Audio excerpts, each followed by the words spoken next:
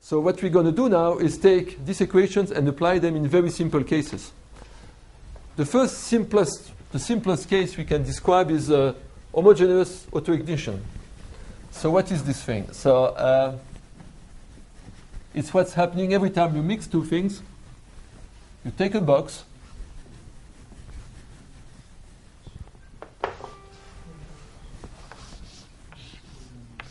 and in this box you put fuel and air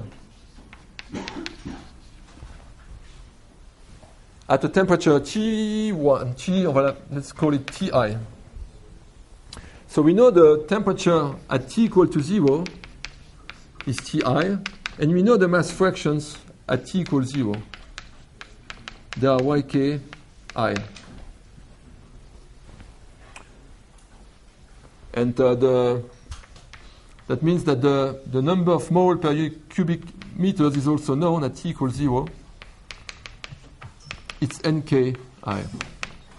So typically this is a box where you have mixed air and fuel. And the question which is interesting is, will it ignite or not? And if it ignites, how much time does it take to ignite? That's really one of the simplest examples you can think of. It's an important example in practice, of course. You want to know if these things are going to explode on you or if they are going to remain quiet. And you will see that in Toulouse we are experts at not understanding this problem. So to solve this problem, there's one thing you can do. First thing, you can say I can freeze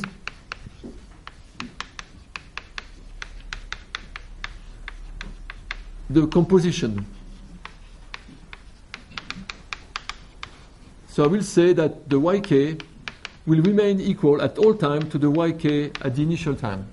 Why do I do that? I'm just interested in the beginning of the ignition. So at the beginning of the ignition, the temperature will change, but the species will not change much. So I can say, let's keep them constant. Let's just look at the way temperature is changing. If you look now at this equation in 1D, not in 0D actually, in this problem there is no spatial dimension, you see that all the terms go away except one term, which is the heat release. So the equation for temperature is really rho Cp dt over dt equal omega dot T.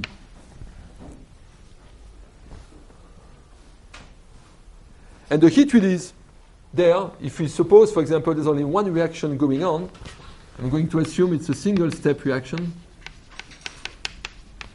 If there is one single reaction, the shape of this omega dot T is going to be something like A multiplied by the product of the Nk to the power nu prime k on all species, multiplied by exponential minus Ta over T. And if you look at this equation and you say that the Nks are frozen, because they are directly function of the Yk, Nk, let me write it down for you, is rho Yk over Wk. So if this thing is constant and this thing is constant, this equation is just an equation telling you T prime, the derivative of temperature, changes like exponential minus T over T. That's a problem you can solve by hand. Okay. The first thing is, how does exponential minus Ta over T look like? Ta is a constant. T is the temperature we are trying to compute. When T is small, T over T is large, the exponential minus 10 or 13 is 0. So basically, we are here.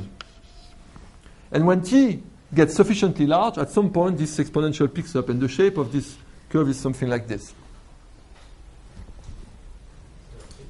So at high temperature, you get reaction. At low temperature, you get no reaction. That's typical of combustion. When everything is cold, it remains cold. And when you get too close to this limit, then you get into problems. So what does that mean? That means that if you increase the temperature a little bit, then the heat release will also increase a little bit. And then it looks like an explosive behavior. If you just look at this equation, you will see that it tends always to ignite. How much time does it take to ignite? Well, you can say that dt here, which is equal to A divided by rho Cp multiplied by pi Nk to the power nu prime k exponential minus Ta over T. you can say that you can have an evaluation of an ignition time just by saying that this term is equal to a temperature divided by a typical ignition time. Just by saying that 1 over this thing typically is an ignition time. And you get an evaluation for the ignition time. That's typically the time it will take you before this thing starts burning. Of course, in the real world, the species will be changing, the problem will be more complicated, but still, this gives us a very good evaluation of the ignition time. And so the ignition time you find, if you equate these two equations, is tau ignition equal CpTi divided by A to the power of the nk nu prime k exponential Ta over T. Very simple result. If I have a gas at temperature Ti with a concentration Nk, this is typically the time it will take to ignite. How does this time change? Well, obviously, if you plot this quantity here, the ignition time is like this. If you have a low temperature, the ignition time is very large. It can take years to ignite.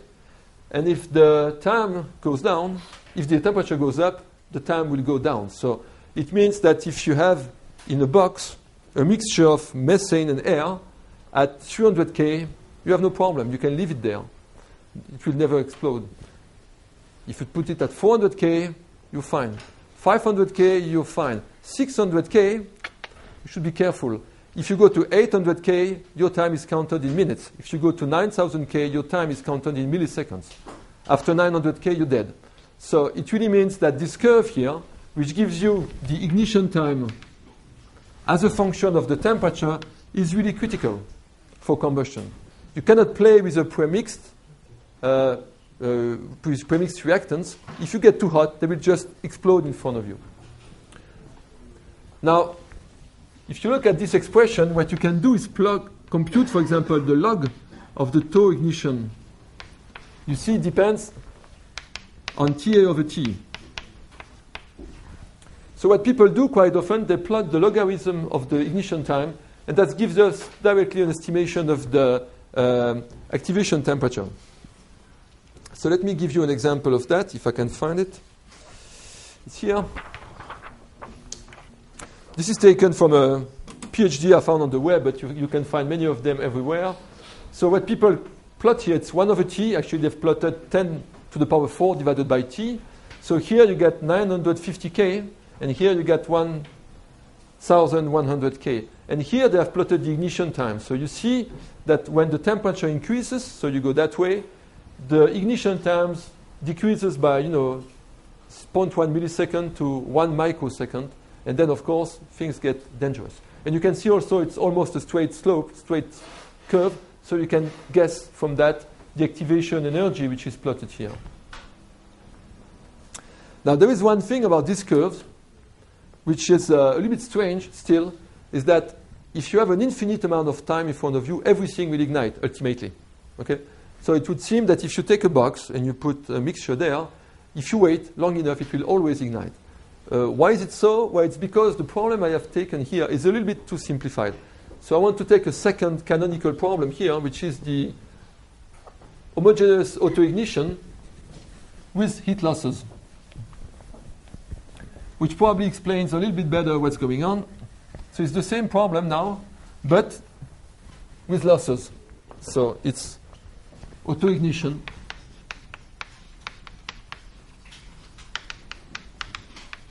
plus heat losses.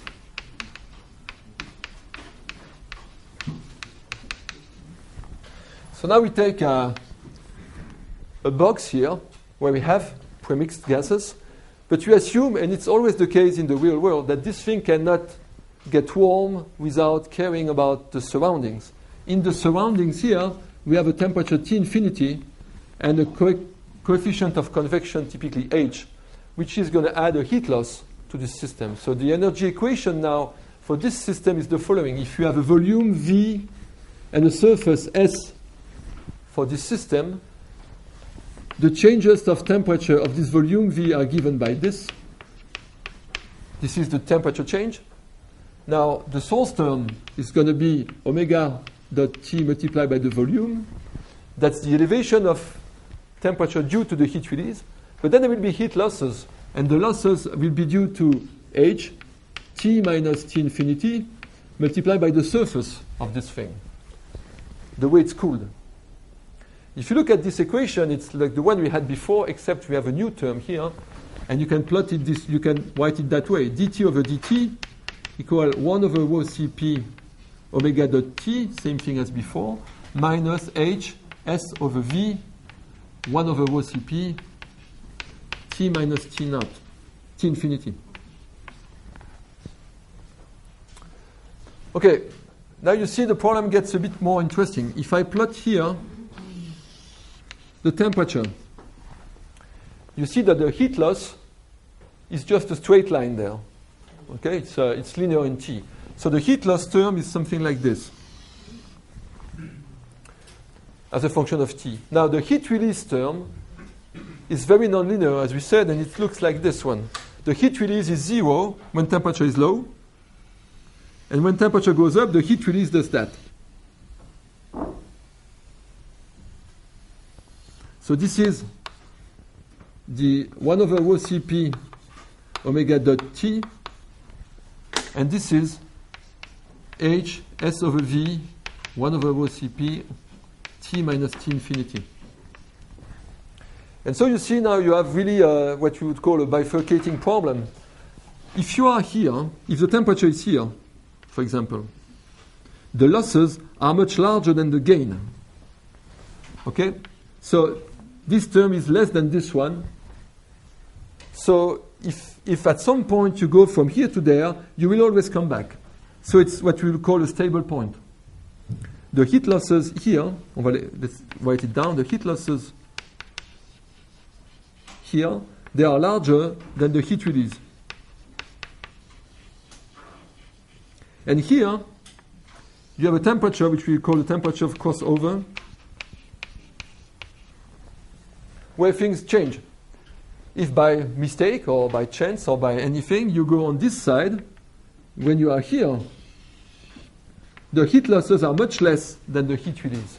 So here, things will burn. So basically that it means that as long as you stay on this side, you have a stable position, you come back to that point. That means you will never ignite. That's the problem you have in your box. If you have a box in this room, it gets a little bit heated by heat release, but the heat losses are larger. So you always come back here. It's a stable point. But if you go over the temperature of crossover here, then right away you go to combustion. So you see that the temperature of crossover separates two domains. One when you will never have ignition, never ever, not in an infinite time, and one in which you will have ignition very rapidly. And the problem with the crossover temperature is that it changes as a function of many things, but for example, it changes when S over V is changing. S is the section, the surface of your pocket, and V is the volume of it. If this number is changing, for example, it comes here, you see the temperature of crossover goes this way. Okay? So typically, if S over V increases, the temperature of crossover goes down. Well, when does S over V increase? Well, if it was a sphere, S over V would be 4 pi S R squared divided by 4 squared, so it's proportional to 1 over R. Okay? So it means that if you start having a problem in which S over V changes, then you can have a crossover temperature which moves away from what you had before. So typically, I just said something wrong here. S over V goes down here. Yeah. S over V is the slope of this thing. So the way it works is the following. Suppose R goes up, S over V will go down, the temperature of crossover will go down. So this leads to a very simple story. You can have, instead of gaseous reactants, you can do the same thing with solid. you can have a big pile, a big heap of a mixture of products, for example, like in Toulouse. Remember AZDF, for example, in Toulouse. If this pile is small, then S over V is very large, and the temperature of crossover is large. So you can dump everything you want there, it won't explode. After years and years, when the pile gets larger, you get more and more stuff there, then this ratio, S over V, is going down. The temperature of crossover is going down also. So this is what we have heard. Actually, you know, the accident in Toulouse was not the only one. It's been the same thing in other countries before, that people are always surprised. They get a big pile of stuff which never explodes. They add things on it. So S over V goes down, temperature crossover goes down, and one day you just add one more thing, and it's a hot day, and you jump on the other side, and then you wipe out a village or a town or whatever. So it's really an illustration of the importance of the crossover domain, and that also a very simple example to show you that very simple ideas like don't make big piles of stuff. If you need to store them, put them separately, not together. Because if you put them together, you are lowering this temperature, and it can lead, of course, to accidents. So you see very simple canonical problems for the moment, but by the way, you see how important these things can be in your life, especially in Toulouse. We have paid for that. Now, I have finished with the simpler cases. I need to go now to the more interesting ones. And the more interesting ones is the laminar premix flame. So now we're going to jump from a problem which was zero-dimensional to a problem which is one-dimensional.